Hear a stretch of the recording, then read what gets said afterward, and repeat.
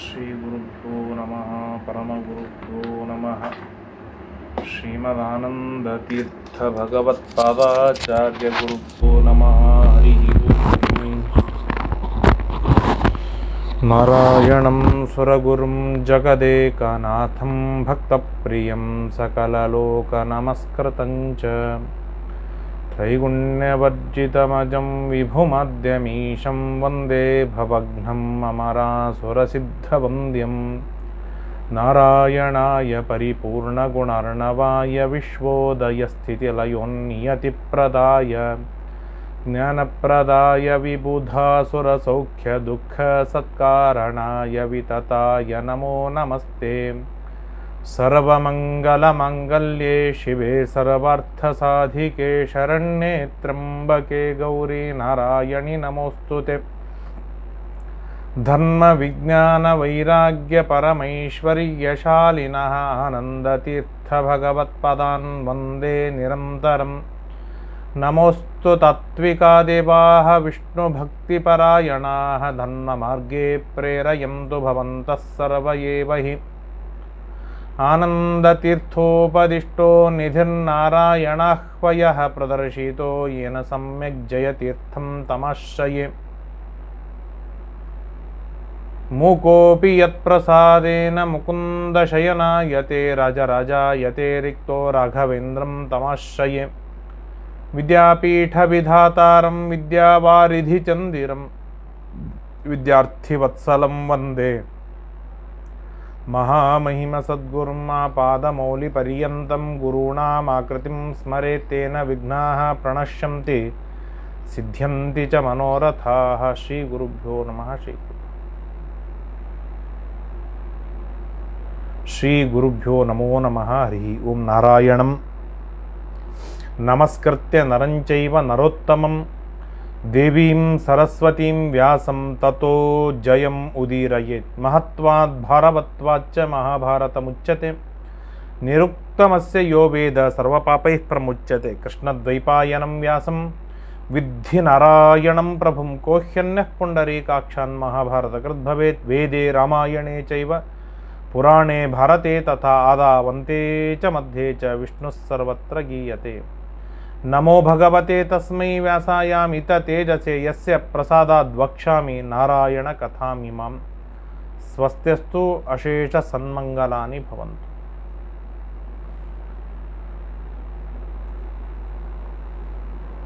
ಗಂಧರ್ವರಿಂದ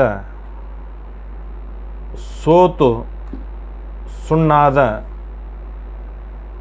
ಸುಣ್ಣಾಗುವುದಲ್ಲದೇನೆ ಬಂಧನಕ್ಕೂ ಗುರಿಯಾದ ದುರ್ಯೋಧನ ಧರ್ಮರಾಜನಲ್ಲಿ ಬೇಡಿ ಕಣ್ಣೀರಿಟ್ಟು ಭೀಮಸೇನ ದೇವರಿಂದ ಸಂರಕ್ಷಿತನಾದ. ಅಷ್ಟೇ ಅಲ್ಲದೇನೆ ಧರ್ಮರಾಜನಿಂದ ಹಿತೋಪದೇಶವನ್ನು ಮಾಡಿಸಿಕೊಂಡ. ನಹಿ ಸಾಹಸಕರ್ತಾರಃ ಸುಖಮೇಧಂತಿ ಭಾರತ ಮಾಸ್ಮತಾತ ಪುನಃಕಾರ್ಷೀಹಿ ಈದೃಶಂ ಸಾಹಸಂ ಕ್ವಚಿತ್. ಈ ತರಹದ ಇನ್ನೊಬ್ಬರನ್ನು ಪೀಡೆಗೊಳಿಸುವ ಸಾಹಸಕ್ಕೆ ನೀನು ಕೈ ಹಾಕಬೇಡ. ಇದರಿಂದ ನಿನಗೆ ಹಿತವಾಗುವುದಿಲ್ಲ, ನಿನಗೆ ಮಂಗಳವಾಗುವುದಿಲ್ಲ, ದುಃಖ, ಇದು ಕಟ್ಟಿಟ್ಟ ಬುತ್ತಿ ಅಂತ ಉಪದೇಶವನ್ನು ಮಾಡಿದ. ನೀನು ನಿನ್ನ ಹೆಂಡತಿ ಮಕ್ಕಳಿಂದ ಕೂಡಿಕೊಂಡು ನೀನು ರಾಜ್ಯಕ್ಕೆ ಹೊರಡು ಅಂತ ಹೇಳಿ ಧರ್ಮರಾಜ ಅವನನ್ನು ಕೊಟ್ಟು ಕಳಿಸಿದ. ಜನಮೇಜಯ ಉವಾಚ. ಮಧ್ಯೆ ಜನಮೇಜಯ ಪ್ರಶ್ನೆ ಮಾಡ್ತಾನೆ ವೈಶಂಪಾಯನರಿಗೆ. ದುರ್ಯೋಧನ ಧರ್ಮರಾಜನಿಂದ ಮೋಚಿತನಾದ ಮೇಲೆ, ಸಂರಕ್ಷಿತನಾದ ಮೇಲೆ ದುರ್ಯೋಧನ ನಡವಳಿಕೆ ಹೇಗಿತ್ತು? ಯಾಕೆಂದರೆ ದುರ್ಯೋಧನ ತುಂಬ ತನ್ನನ್ನು ತಾನು ಹೊಗಳಿಕೊಳ್ತಾನೆ, ಗರ್ವಿಷ್ಠನಾಗಿದ್ದಾನೆ. ನಿತ್ಯದೊಳಗೂ ಕೂಡ ಪಾಂಡವರನ್ನು ಅತ್ಯಂತ ದುರ್ಮಾತುಗಳಿಂದ ನಿಂದೆ ಮಾಡ್ತಾನೆ. ಅಂತಹ ಪುಣ್ಯಾತ್ಮ ಆ ಧರ್ಮರಾಜನಿಂದ ಅನುಗ್ರಹೀತನಾಗಿ ಹೇಗೆ ಹಸ್ತಿನಾವತಿಗೆ ಹೋದ, ಹಸ್ತಿನಾವತಿಯಲ್ಲಿ ಹೇಗೆ ಅವನ ವ್ಯಕ್ತಿತ್ವವಿತ್ತು ಅಂತ ಕೇಳಿದಾಗ ವೈಶಂಪಾಯನರು ಹೇಳ್ತಾರೆ, ಶೋಕೋಪಹುತಯ ಬುದ್ಧ್ಯ ಚಿಂತಯಾನ ಪರಾವಹಂ. ತನ್ನ ಯಾರಿಗೆ ಅವಮಾನ ಮಾಡಲಿಕ್ಕೆ ಹೊರಟ ಅವರಿಂದಲೇ ಮಾನಿತನಾದಾಗ ತುಂಬ ಶೋಕವಾಯಿತು. ಅದರಿಂದ ತನಗೆ ಆದ ಸೋಲನ್ನು ಮೆಲುಕು ಹಾಕ್ತಾ ತಾನು ಊರಿಗೆ ಹೋಗ್ತಾ ಇರುವಾಗ ಮಧ್ಯದೊಳಗೆ ಒಂದು ರಮ್ಯವಾದ ಪ್ರದೇಶ, ಸಾಯಂಕಾಲ 6-7 ಗಂಟೆಯಾಗಿದೆ. ಅಲ್ಲಿ ತಾನು ರಥ ನಿಲ್ಲಿಸಿದ, ಕುಳಿತುಕೊಂಡು ಬಿಟ್ಟ. ಉಪಗಮ್ಯ ಬ್ರವೀತ್ ಕರ್ಣೋ ದುರ್ಯೋಧನಮಿದಂ ತದ. ಆ ಪ್ರಸಂಗದೊಳಗೆ ಏನು ಮಜಾ ಆಯ್ತು ಅಂದರೆ, ದೂರದಲ್ಲಿ ಓಡಿ ಹೋಗಿದ್ದ ಕರ್ಣ ತಿರುಗಿ ಬರ್ತಾ ಇರುವಾಗ ದುರ್ಯೋಧನ ಸಿಕ್ಕ. ದುರ್ಯೋಧನ ಗಟ್ಟಿಯಾಗಿ ಆಲಿಂಗನ ಮಾಡಿಕೊಂಡು, ಏನೋ ಮಾರಾಯ, ನಾನು ನಿನ್ನನ್ನು ನೋಡುವುದೇ ಇಲ್ಲ ಅಂತ ತಿಳಿದಿದ್ದೆ, ನಿನ್ನ ಗಂಧರ್ವರನ್ನು ಸೋಲಿಸಿ ನೀನು ವಿಜಯಿಯಾಗಿ ಬಂದಿಯಲ್ಲ, ನಿನ್ನನ್ನು ನೋಡಿದ್ದು ಬಹಳ ಸಂತೋಷವಾಗಿದೆ, ಆನಂದವಾಗಿದೆ ಅಂಥೇಳಿ ಹಿಡಿದು ಬಿಗಿದಪ್ಪಿಕೊಂಡ್ಬಿಟ್ಟ. ಯಾಕೆ? ದುರ್ಯೋಧನನಿಗೆ ಆದ ಸೋಲಿನ ಜ್ಞಾನ ಕರ್ಣನಿಗಿಲ್ಲ. ಅಷ್ಟು ದೂರದಲ್ಲಿ ಓಡಿ ಹೋಗಿಬಿಟ್ಟಿದ್ದ ಪುಣ್ಯಾತ್ಮ ಕರ್ಣ. ಹಾಗಾಗಿ ಅದು ಏನಾಯಿತು, ದುರ್ಯೋಧನನಿಗೆ ಪಾಂಡವರಿಂದ ಸಹಾಯವನ್ನು ಪಡೆದಿದ್ದೇ ಗಾಯದ, ಗಂಧರ್ವರಿಂದ ಸೋತ, ಪಾಂಡವರಿಂದ ರಕ್ಷಿತನಾದ, ಆ ಎಲ್ಲ ಗಾಯಗಳನ್ನು ಇನ್ನೂ ಮಾಗಿಸಿಕೊಂಡಿಲ್ಲ. ಅಷ್ಟರೊಳಗೆ ಕರ್ಣ ಬಂದು ಅದರ ಮೇಲೆ ಉಪ್ಪು ಖಾರ ಪುಡಿ ಹಾಕಿದ. ಏನಂತೆ, ಗೆದ್ದು ಬಂದಿಯಲ್ಲೋ ಮಹಾರಾಯ, ನಿನ್ನನ್ನು ನೋಡಿ ಬಹಳ ಸಂತೋಷವಾಯಿತು, ಆನಂದವಾಯಿತು. ದಿಷ್ಟ್ಯ ಜೀವಸಿ ಗಂಧಾರೆ ದಿಷ್ಟ್ಯಾನ ಸಂಗಮ ಪುನಃ. ನಮ್ಮಿಬ್ಬರ ಸಂಗಮವಾಗತ್ತೆ ಅಂತ ಗೊತ್ತೇ ಇದ್ದಿದ್ದಿಲ್ಲೋ ಮಹಾರಾಯ, ಅಂತೂ ದೈವ ನಮ್ಮನ್ನು ಕೂಡಿಸ್ತು. ಅಹಂ ತ್ವಭಿಧೃತ ಸರ್ವೈ ಗಂಧರ್ವೈ ಪಶ್ಯತಸ್ತವ. ನೀನು ನೋಡ್ತಾ ಇದ್ದೀಯಾ, ಆಗಲೇನೆ ಗಂಧರ್ವರಿಂದ ನಾನು ಪರಾಜಿತನಾಗಿ ಪರಭಾವಿತನಾಗಿ ಓಡಿ ಹೋಗಿಬಿಟ್ಟೆ. ಅಲ್ಲಿ ನಿಲ್ಲಿಕ್ಕೆ ಆಗಲಿಲ್ಲ ನನಗೆ. ಅಂಥದ್ದು ನನ್ನಿಂದ ಆಗದಿರುವ ಕಾರ್ಯವನ್ನು ನೀನು ಮಾಡಿ ತೋರಿಸಿ ಗೆದ್ದು ಬಂದಿದ್ದೀಯಲ್ಲ, ಬಹಳ ಸಂತೋಷವಾಯಿತು ಅಂತ ಇಷ್ಟು ಹೇಳಿದಾಗ ಆಗ ದುರ್ಯೋಧನ ಹೇಳ್ತಾನೆ, ಭಾಳ ಮಾತನಾಡಬೇಡ. ಏನು ಉವಾಚ ಅವಾಕ್ಷಿರ ರಾಜನ್ ಬಾಷ್ಪ ಗದ್ಗದಯಾಗಿರ. ದುರ್ಯೋಧನ ಕಣ್ಣಲ್ಲಿ ನೀರು ಬರ್ತಾ ಇದೆ, ಮಾರಿ ತೆಳಗೆ ಹಾಕಿ ಮಾತನಾಡ್ತಾನೆ ದುರ್ಯೋಧನ. ಅಜಾನತಸ್ತೆ ರಾಧಾಯ ನಾಭ್ಯಸೂಯಾಮ್ಯಹಂ ವಚಃ. ನಿನ್ನ ಮಾತಿನಿಂದ ನನಗೇನು ಬಹಳ ಪೀಡೆಯಾಗಿಲ್ಲ, ಆದರೆ ನಿನಗೆ ಗೊತ್ತಿಲ್ಲ ಏನಾಯ್ತು ಹೇಳ್ತೇನೆ ಕೇಳಿಲಿ. ಆ ಗಂಧರ್ವರು ನನ್ನನ್ನು, ನನ್ನ ತಮ್ಮಂದಿರನ್ನು, ನಮ್ಮೆಲ್ಲರ ಮಡದಿಯರನ್ನು, ಸೈನಿಕರನ್ನು, ಮಂತ್ರಿಗಳನ್ನು ಎಲ್ಲರನ್ನು ಸುತ್ತಿ ಕಟ್ಟಿ ಗುಂಪು ಮಾಡಿ ನಮ್ಮನ್ನು ಎಳೆದು ಹೋಗ್ತಾ ಇದ್ದಾರೆ. ಸೋತು ಹೋದೆವು, ಶಕುನಿ ಎಲ್ಲರೂ ಪರಾಭವಿತರಾದೆವು. ಏನು ಮಾಡಬೇಕು ಗೊತ್ತಾಗ್ತಾ ಇಲ್ಲ. ಆ ತರಹದ ಕೆಟ್ಟದಾದ ದುರವಸ್ಥೆಯೊಳಗೆ ನಾವು ಸಿಕ್ಕು ಬಿದ್ದುಬಿಟ್ಟೆವು. ಕಾರಣ ನೀನು ನಾನು ಗೆದ್ದು ಬಂದಿಯೇನೆ ಅಂತ ತಿಳಿದು ಹೇಳ್ತಾ ಇದ್ದೀಯಲ್ಲೋ ಮಹಾರಾಯ. ಹಾಗೆಲ್ಲ ಆಗಿಲ್ಲ. ಏನು ಆಗೇನಾಯಿತು, ಚೀರ್ತಾ ಇದ್ದೇವೆ, ಭಾರಿ ಅವಮಾನವಾಗ್ತಾ ಇದೆ, ಅವರು ಎಳೆದುಕೊಂಡು ಹೋಗ್ತಾ ಇದ್ದಾರೆ. ಆಗ ನಮ್ಮ ಸೈನಿಕರಲ್ಲಿ ಅವರ ಕೈಗೆ ಸಿಗದಿರುವ 4-6 ಸೈನಿಕರು, ಕೆಲವು ಮಂತ್ರಿಗಳು ಅಲ್ಲೇ ಪಕ್ಕದಲ್ಲಿದ್ದ ಪಾಂಡವರಿಗೆ ಹೋಗಿ ಶರಣು ಬೀಳ್ತಾರೆ, ಕಾಲಿಗೆ ಬೀಳ್ತಾರೆ. ಏನು ಧರ್ಮಣ್ಣ, ದುರ್ಯೋಧನಾದಿಗಳನ್ನು ರಕ್ಷಣೆಯನ್ನು ಮಾಡು, ಗಂಧರ್ವರು ಎತ್ತೊಯ್ತಾ ಇದ್ದಾರೆ ಅಂತೇಳಿ ಪರಿಯಾಗಿ ಬೇಡಿಕೊಳ್ತಾರೆ. ಆಗ ಭೀಮ ಆಗುವುದಿಲ್ಲ ಅಂತಾನೆ, ಅರ್ಜುನ ಆಗುವುದಿಲ್ಲ ಅಂತಾನೆ. ಧರ್ಮರಾಜ ಕಠೋರವಾದ ಆಜ್ಞೆಯನ್ನು ಮಾಡಿ ಆದ ಮೇಲೆ ಆಗ ಭೀಮಾರ್ಜುನರು ಬರ್ತಾರೆ, ನಕುಲ ಸಹದೇವರು ಬರ್ತಾರೆ. ಘನಘೋರವಾಗಿ ಯುದ್ಧವಾಗ್ತಾ ಇರುವಾಗ ಈ ಗಂಧರ್ವರೆಲ್ಲರೂ ಏನಂತಾರೆ, ಅಪ್ರತ್ಯಕ್ಷರಾಗಿ ಬಿಡ್ತಾರೆ ಮಾಯಾಯಿಂದ.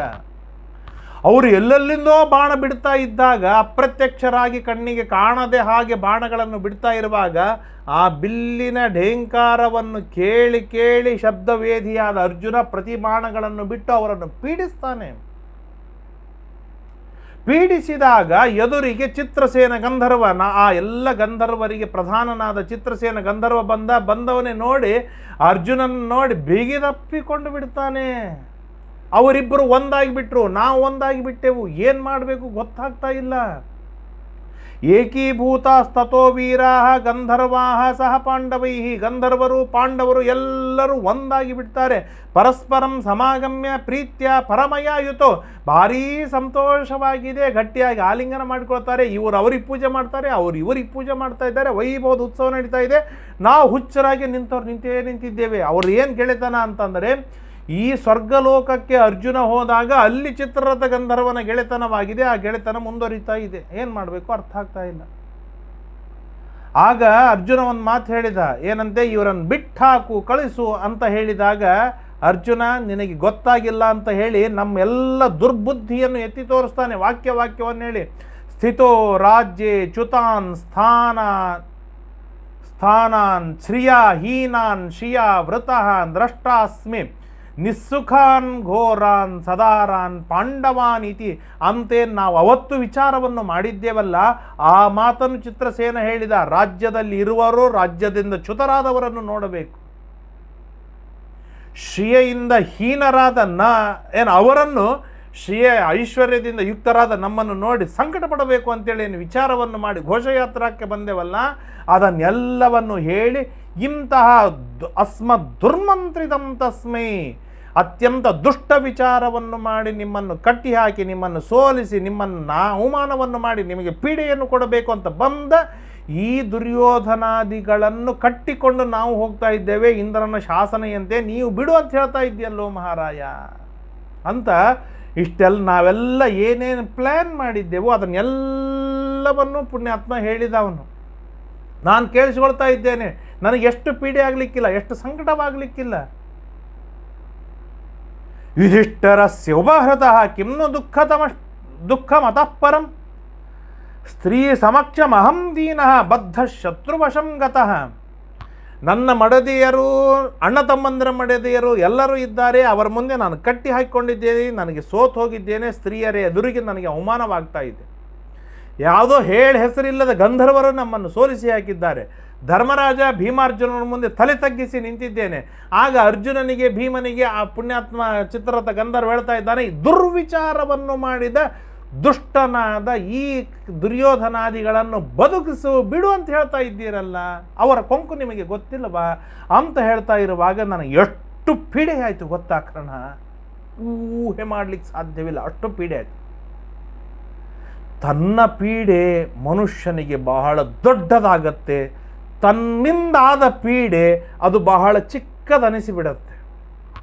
ಇದೇ ದೊಡ್ಡದಾದ ಸಭೆಯೊಳಗೆ ದ್ರೋಣ, ಧೃತರಾಷ್ಟ್ರ, ಭೀಷ್ಮ, ಕೃಪ, ಅಶ್ವತ್ಥಾಮ ಮೊದಲಾದ ದೊಡ್ಡ ದೊಡ್ಡ ವ್ಯಕ್ತಿಗಳು ಕುಳಿತಾಗ ತನ್ನಿಂದಾದ ದ್ರೌಪದಿಗೆ ಆದ ಪೀಡೆ, ಅವಮಾನ ಇದು ದುರ್ಯೋಧನಿಗೆ ಬಹಳ ದೊಡ್ಡದು ಅಂತ ಅನಿಸಲೇ ಇಲ್ಲ. ಅದೇ ದುರ್ಯೋಧನನಿಗೆ ಗಂಧರ್ವರಿಂದ ಆದ ಸೋಲು, ತನ್ನ ಮಡದಿಯರ ಮುಂದೆ ಆದ ಸೋಲು, ಶತ್ರುವಾದ ಭೀಮನಿಂದ, ಶತ್ರುವಾದ ಧರ್ಮರಾಜನಿಂದ, ಶತ್ರುವಾದ ಅರ್ಜುನನಿಂದ ತಾನು ಬಚಾವಾದನಲ್ಲ ಅನ್ನುವ ಪೀಡೆ ಏನಿದೆಯಲ್ಲ, ಅದು ಬಹಳ ಹೆಮ್ಮರವಾಗಿ ಕಾಣಿಸ್ತಾ ಇದೆ. ಇದೇ ಮನುಷ್ಯನ ಅತ್ಯಂತ ಘೋರತರವಾದ ದುರ್ದೈವದ ವಿಚಾರಗಳಿವೆ. ಅಂದರೆ ತನ್ನಿಂದ ಇನ್ನೊಬ್ಬರಿಗಾದ ಪೀಡೆಗಳು ಎಂದಿಗೂ ಅವನಿಗೆ ದೊಡ್ಡದು ಅಂತ ಅನಿಸುವುದೇ ಇಲ್ಲ. ಅದು ಹಾಸ್ಯದೊಳಗೆ ನಾನು ಮಾಡೀನಿ, ಅದು ಹೀಗೆ ಅದರೊಳಗೆ ಪರ್ಯವಸಿತವಾಗತ್ತೆ. ಅದೇ ಪೀಡೆ ತನಗಾದಾಗ ಮಾತ್ರ ಅದು ದೊಡ್ಡ ಹೆಮ್ಮರವಾಗಿ ಕಾಣುತ್ತೆ, ಬಹಳ ದುಃಖವಾಗತ್ತೆ, ಪೀಡೆಯಾಗತ್ತೆ. ಆದ್ದರಿಂದಾಗಿ ಇನ್ನೊಬ್ಬರಿಗೆ ಪೀಡೆ ಕೊಡುವಾಗ ಬಹಳ ಎಚ್ಚರಿಕೆಯಿಂದ ಇರಬೇಕು. ಆ ಪೀಡೆ ನಮಗೂ ತಿರುಗುಬಾಣವಾಗಿ ನಮ್ಮ ಮೇಲೆ ಬಂದಾಗ ನಮ್ಮ ಅವಸ್ಥೆ ಯಾವ ಮಟ್ಟಕ್ಕೆ ಇಳಿಯಲಿಕ್ಕಿಲ್ಲ ಎನ್ನುವ ವಿಚಾರ ಯಾವಾಗಲೂ ತಲೆಯಲ್ಲಿ ಇರಬೇಕು. ಅದನ್ನು ಹೇಳಿದ ದುಃಖಪಟ್ಟುಕೊಳ್ತಾ ಇದ್ದಾನೆ. ಇಹ ಪ್ರಾಯಮುಪಾಶಿಷ್ಯ ಯೂಯಂ ವ್ರಜತ ವೈಗ್ರಹನ್. ಕರ್ಣ, ನೀವೆಲ್ಲರೂ ಹಸ್ತಿನಾವತಿಗೆ ಹೋಗಿ, ನನಗೆ ಬದುಕಲಿಕ್ಕೆ ಸಾಧ್ಯವೇ ಇಲ್ಲ, ನಾನು ಪ್ರಾಯೋಪವೇಶಕ್ಕೆ ಕುಳಿತುಕೊಳ್ತೇನೆ. ಭ್ರಾತರಶ್ಚೈವ ಮೇ ಸರ್ವೇ ಯಾಂತ್ವದ್ಯ ಸ್ವಪುರಂ ಪ್ರತಿ.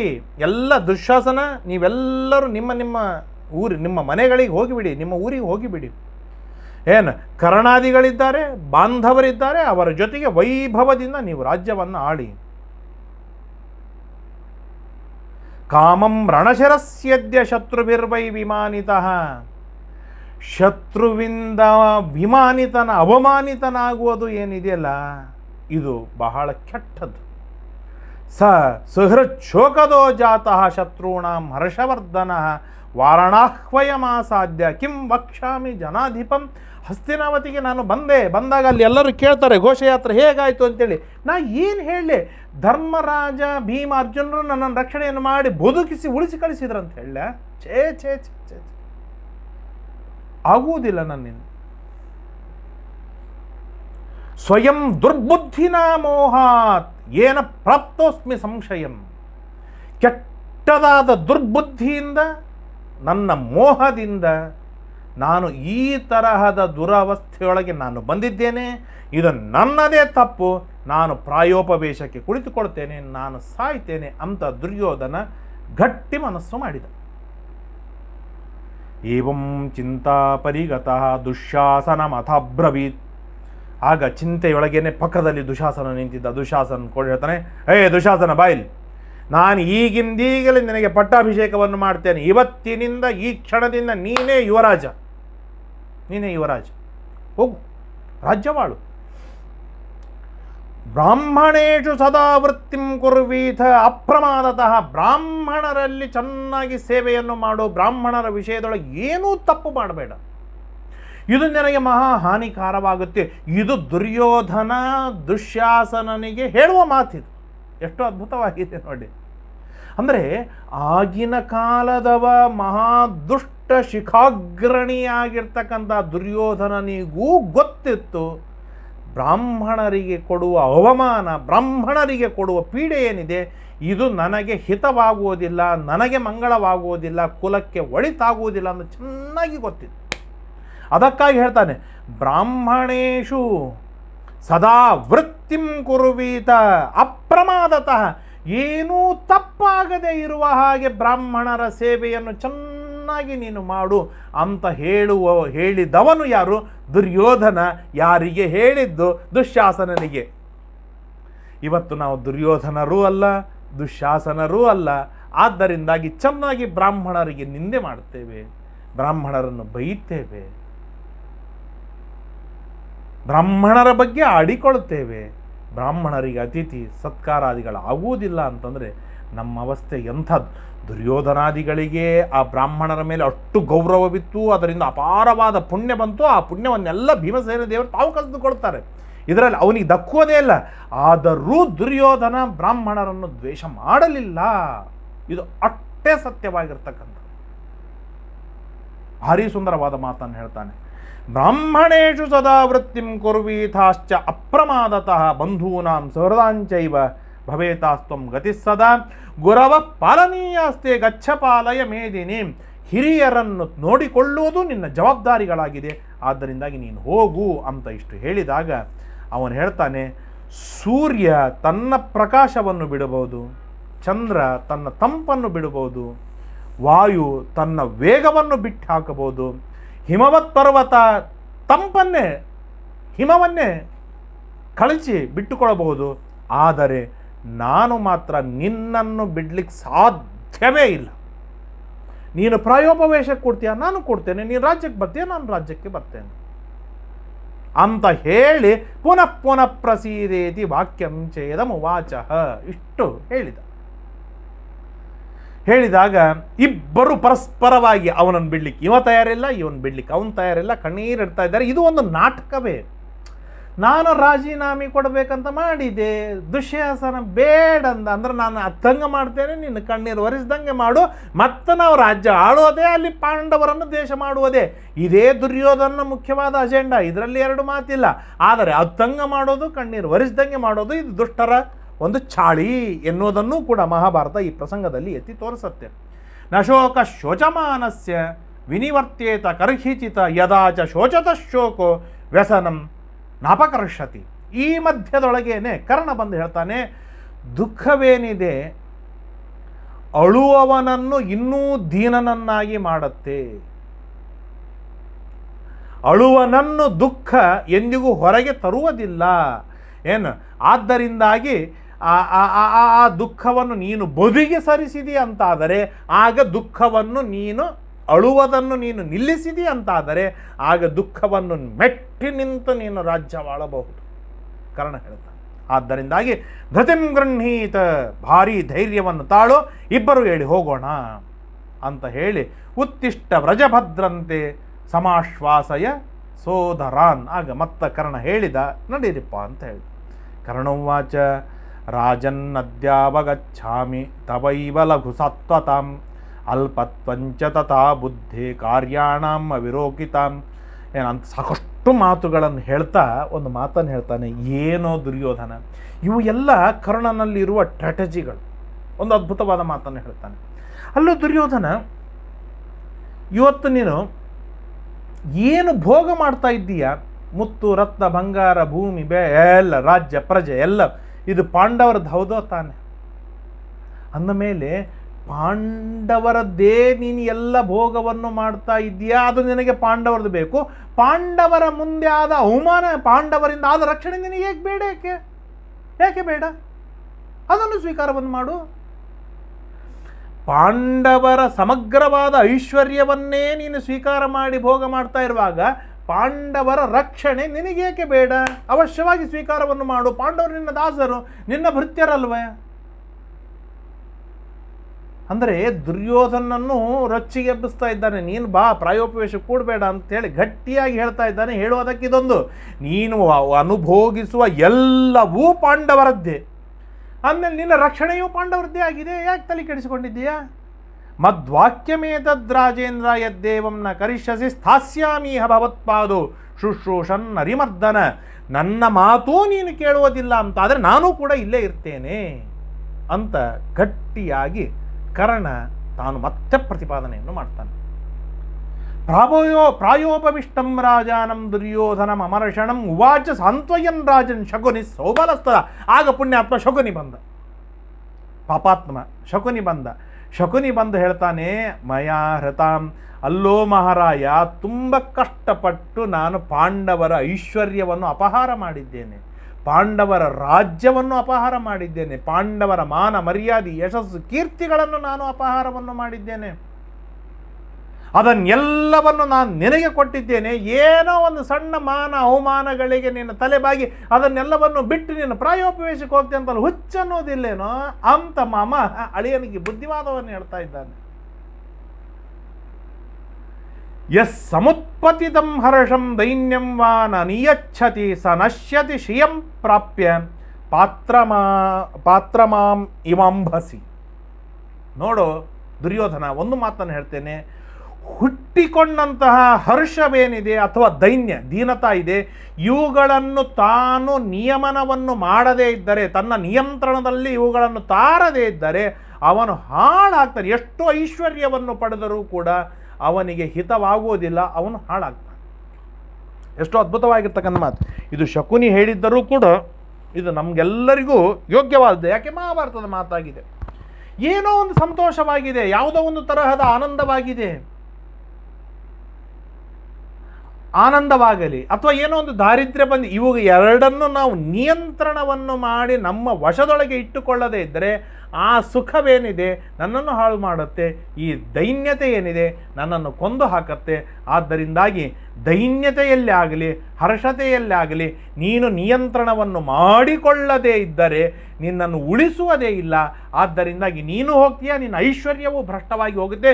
ನೀನೊಬ್ಬ ಇಲ್ಲ ಅಂತಂದರೆ ರಾಜ್ಯ ಏನು ಉಳಿಯುತ್ತೆ? ರಾಜ್ಯ ಉಳಿಯೋದಿಲ್ಲ. ಆದ್ದರಿಂದಾಗಿ ಹಾಗೆಲ್ಲ ಮಾಡಬೇಡ, ನೀನು ಬರಬೇಕು ಅಂತ ಶಕುನಿ ತಾನು ಸ್ಟ್ರಾಂಗ್ಲಿ ಆರ್ಗ್ಯುಮೆಂಟ್ ಮಾಡಿ ಮನಸ್ಸನ್ನು ಒಪ್ಪಿಸುವ ಪ್ರಯತ್ನವನ್ನು ಮಾಡ್ತಾ ಇದ್ದಾನೆ. ಆಗ ಶಕುನೇಸ್ತು ವಚ ಶ್ರುತ್ವ ದುಶ್ಯಾಸನಮವೇಕ್ಷ ಚ ಪಾದಯೋ ಪತಿತಂ ವೀರಂ ವಿಕೃತಂ ಭ್ರಾತೃ ಸೌಹೃದಾತ್.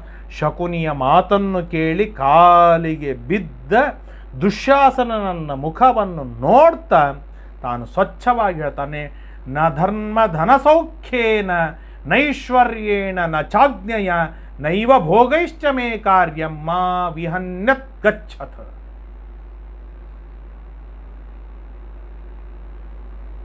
ಧರ್ಮವಿಲ್ಲದ ಹಣ ಸೌಖ್ಯಗಳಿಂದ ಐಶ್ವರ್ಯದಿಂದಾಗಲಿ ಆಜ್ಞೆಯಿಂದಾಗಲಿ ನನಗೆ ಭೋಗ ಮಾಡುವ ಯಾವ ಮನಸ್ಸು ನನಗೆ ಇಲ್ಲ. ನೀವು ಹೊರಡಿ, ನಾನು ಪ್ರಾಯೋಪವೇಶಕ್ಕೆ ಕುಳಿತುಕೊಳ್ತೇನೆ, ನಾನು ಬದುಕೋದಿಲ್ಲ. ವಿನಿಶ್ಚಿತೇಯಂ ಮಮ ಮತಿ ಸ್ಥಿತ ಪ್ರಾಯೋಪವೇಶನೇ, ನನ್ನ ಮನಸ್ಸು ಗಟ್ಟಿಯಾಗಿದೆ, ನಾನು ಪ್ರಾಯೋಪವೇಶ ಕುಳಿತುಕೊಳ್ತೇನೆ, ನಾನು ಸಾಯ್ತೇನೆ ಅಂತ ಹೇಳಿದ. ಯಾರ ಮಾತನ್ನು ನೋಡದೆ, ಯಾರ ಮಾತನ್ನು ಕೇಳದೆ, ಯಾರನ್ನೂ ನೋಡದೆ ಕಣ್ಣು ಮುಚ್ಚಿಕೊಂಡ ಗಟ್ಟಿಯಾಗಿ ಕುಳಿತುಕೊಂಡು ಬಿಟ್ಟ ದುರ್ಯೋಧನ. ಇಷ್ಟಾಗ್ತಾ ಇರುವಾಗ ಯಾಕೆ ದುರ್ಯೋಧನನಿಗೆ ಈ ಅವಸ್ಥೆ ಬಂತು ಅಂತಂದರೆ, ಏನೂ ತಪ್ಪು ಮಾಡದ ವ್ಯಕ್ತಿಗಳಿಗೆ ಅವಮಾನವನ್ನು ಮಾಡಲಿಕ್ಕೆ ಹೊರಟಾಗ, ಅವರ ಮುಂದೆ ಏನೇ ಅವಮಾನವಾದಾಗ ಆ ಅವಮಾನಿತನಾದ ಮನುಷ್ಯ ತಾನು ಬದುಕುವುದರೊಳಗೆ ಅರ್ಥವಿಲ್ಲ ಎನ್ನುವುದನ್ನು ಗಟ್ಟಿಯಾಗಿ ನಿರ್ಧಾರವನ್ನು ಮಾಡಿಕೊಳ್ತಾನೆ. ಇದು ಮನವರಿಕೆಯಾಗಿ ಬಿಡ್ತದೆ. ಇದು ಅತ್ಯಂತ ನಿಶ್ಚಿತವಾಗಿರುವಂಥ. ನಾವು ಯಾರಿಗೋ ಅವಮಾನವನ್ನು ಮಾಡಲಿಕ್ಕೆ ಹೋಗ್ತಾ ಇದ್ದೇವೆ, ಅದೇ ವ್ಯಕ್ತಿ ರಾಜರಾಗಿ ಕುಳಿತುಕೊಂಡಿದ್ದಾನೆ, ಅವನ ಮುಂದೆ ನಮಗೆ ಅವಮಾನವಾಯಿತು ಅಂತಾದರೆ ನಮ್ಮ ಉದ್ದೇಶ ಅವಮಾನ ಮಾಡುವುದು. ತಿರುಗಿ ನಮಗೆ ಅವಮಾನವಾದಾಗ ಅವನಿಗೆ ಇನ್ನು ಮುಖ ಎತ್ತಲಿಕ್ಕೆ ಆಗುವುದೇ ಇಲ್ಲ. ಅವನಿಗೆ ಇರುವ ಆ ಪೆಟ್ಟು, ಅವನಿಗೆ ಬಿದ್ದ ಆ ಏಟುಗಳು, ಆ ತಿರುಗಿ ಆದ ಅವಮಾನದಿಂದ ಆದ ಘಾಸಿ, ಇದರು ಎಷ್ಟು ಆಳವಾಗಿ ಆಗಿರ್ತದೆ ಅಂತಂದರೆ ಕೊನಿ ಉಸಿರು ನಿಲ್ಲುವ ಮಟ್ಟಕ್ಕೆ ಆಳವಾದ ಘಾಸಿಯಾಗಿ ಬಿಡ್ತದೆ. ಆದ್ದರಿಂದಾಗಿ ಇನ್ನೊಬ್ಬರಿಗೆ, ಅದರೊಳಗೂ ತಪ್ಪು ಮಾಡದ ಸಾತ್ವಿಕರಾದ ಸಜ್ಜನರಿಗೆ ಅವಮಾನವನ್ನು ಮಾಡಲು ಹೊರಟಾಗ ಬಹಳ ಎಚ್ಚರಿಕೆಯಿಂದ ಇರಬೇಕು ಎನ್ನುವುದನ್ನು ದುರ್ಯೋಧನನ ಈ ವೃತ್ತಿಯಿಂದ, ಈ ಕಥೆಯಿಂದ ನಮಗೆ ಸ್ಪಷ್ಟವಾಗಿ ತಿಳಿದು ಬರ್ತದೆ. ಇವತ್ತು ಯಾವುದೋ ಒಬ್ಬ ಸಜ್ಜನರಿಗೆ, ಜ್ಞಾನಿಗಳಿಗೆ, ತಮ್ಮಷ್ಟಕ್ಕೆ ತಾವು ಇರುವ ಸದಾಚಾರ ಸಂಪನ್ನರಿಗೆ ಏನೋ ನಮ್ಮ ಅಹಂಕಾರ, ನಮ್ಮ ದರ್ಪ, ನಮ್ಮ ಮಾನ, ನಮ್ಮ ಜ್ಞಾನ, ಇವುಗಳ ಒಂದು ಏನಂತಾರೆ ನಮ್ಮ ರೂಪ ಅಥವಾ ನಮ್ಮ ಏನಂತಾರೆ ಕುಲ, ಇವುಗಳ ದರ್ಪದಲ್ಲಿ ಅವರಿಗೇನಾದರೂ ನಾವು ಅವಮಾನ ಮಾಡಲಿಕ್ಕೆ ಹೋದಾಗ ದೈವವಶಾತ್ ಅವರ ಮುಂದೇನೆ ನಮಗೇನಾದರೂ ಅವಮಾನವಾಯಿತು ಅಂತಾದರೆ ನಾನು ಬದುಕಿ ಉಳಿಯುವುದಕ್ಕೆ ಸಾಧ್ಯವಿಲ್ಲ ಎನ್ನುವುದಕ್ಕೆ ಜ್ವಲಂತ ನಿದರ್ಶನ ದುರ್ಯೋಧನ. ಈ ಎಲ್ಲ ಅನ್ನಮದ, ಅರ್ಥಮದ, ಅಖಿಲ ವೈಭವದ ಮದ, ಉನ್ನಪ್ರಾಯದ ಮದ, ರೂಪಮದ, ಈ ಎಲ್ಲ ಮದಗಳಿಂದ ತೃಪ್ತನಾದ ದುರ್ಯೋಧನ ಸಾತ್ವಿಕರಾದ, ಸಜ್ಜನರಾದ, ವಿಷ್ಣು ಭಕ್ತರಾದ, ಧರ್ಮಾಚರಣ ತತ್ಪರರಾದ, ಕೃಷ್ಣನ ಅಚ್ಛಿನ್ನ ಭಕ್ತಾಗ್ರೇಸರರಾದ ಪಾಂಡವರಿಗೆ ಅವಮಾನವನ್ನು ಮಾಡಲಿಕ್ಕೆ ಹೋದ.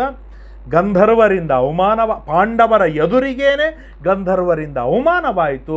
ಆ ಅವಮಾನದ ಘಾಸಿ ಯಾವ ಮಟ್ಟಕ್ಕೆ ಆಯಿತು ಅಂತಂದರೆ, ದುರ್ಯೋಧನ ಇನ್ನು ನಾನು ಬದುಕಲಾರೆ ಅಂತ ಹೇಳಿ ಗಟ್ಟಿಯಾಗಿ ಪ್ರಾಯೋಪವೇಶಕ್ಕೆ ಕುಳಿತುಕೊಂಡು ಬಿಡ್ತಾನೆ.